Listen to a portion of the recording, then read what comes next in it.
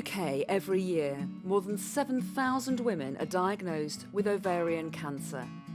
It's the sixth most common amongst women. Particularly aggressive, with a survival rate that hasn't improved significantly in decades.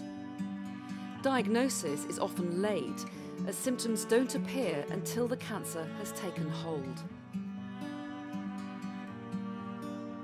Those susceptible include women with a family history of ovarian or breast cancer, or those with inherited faulty genes like BRCA1 and BRCA2.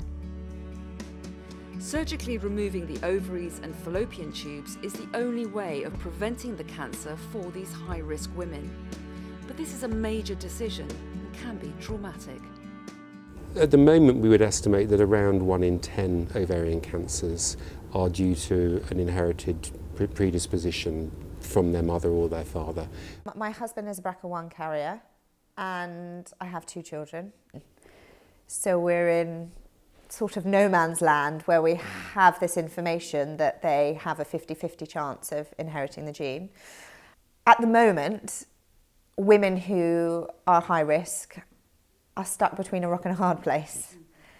You either risk doing nothing and waiting and see, and I can't imagine that kind of fear looming over you constantly, or you take the preventative measures, which are so drastic and, not to be belittled. If women at high risk could be screened regularly for ovarian cancer, it could give them more choice about when to have the surgery, perhaps if they want to have a family, or not to have to take hormone replacement therapy for so long. But would screening work? Over 4,000 at-risk women took part in a 4-monthly screening trial. The results indicate screening could detect 9 out of 10 cancers before they cause symptoms. Of those women where ovarian cancer was detected, all but 1 had all visible disease removed by surgery, something which would be expected to improve how long they live. Another woman required chemotherapy to shrink her tumours before she had surgery, while this was required by half the high-risk women followed outside the trial period. Importantly, only 37% of those diagnosed in the trial had the most advanced stages of ovarian cancer, compared with 95% of the women who were diagnosed after the screening programme had ended. So screening may well offer women a chance to avoid being diagnosed with advanced cancer. I think this is exciting because it's the first time anyone has used a very intensive method of screening with a novel method of screening, which is looking for changes in the level of a substance associated with cancer in a high-risk population. And not only is it the first time that's been done, but also it's had a positive effect on the stage at which the cancers were detected. It's picked it up at an earlier stage. We cannot be certain that this is going to result in the women living longer, but all the indications are, in terms of the fact that they were picked up at an earlier stage, the fact that all of their cancer, or in all but one case, all of their cancer was removed at their operation.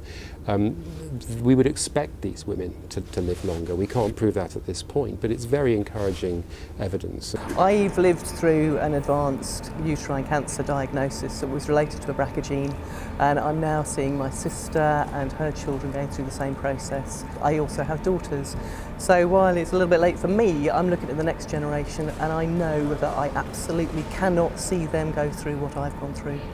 It's really important for me to take part in research because I have 2 girls, and I want to know that in their future lifetime there may be alternatives to having risk-reducing surgery if they want to delay that to a later date, and there may be a screening programme that they can take part in so that they can do what works for them and their lifestyle. Well, we'd like the NHS to consider these results very carefully and decide if the time has now come to be able to offer women at increased risk of ovarian cancer screening until the point at which they're ready to have their tubes and ovaries removed. The Eve appeal wants prevention, risk prediction and early diagnosis of women-specific cancers. So this research and these results for women at high risk of developing ovarian cancer represents a really important step forward.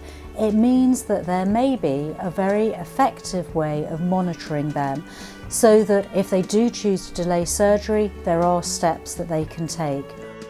The Eve Appeal supports a wide range of groundbreaking research looking at prevention and detection in high-risk women who carry the BRCA and other mutations such as Lynch syndrome. We need your support in taking part in the research or helping with funding. The Eve Appeal wants to protect the daughters of today, the women of the future.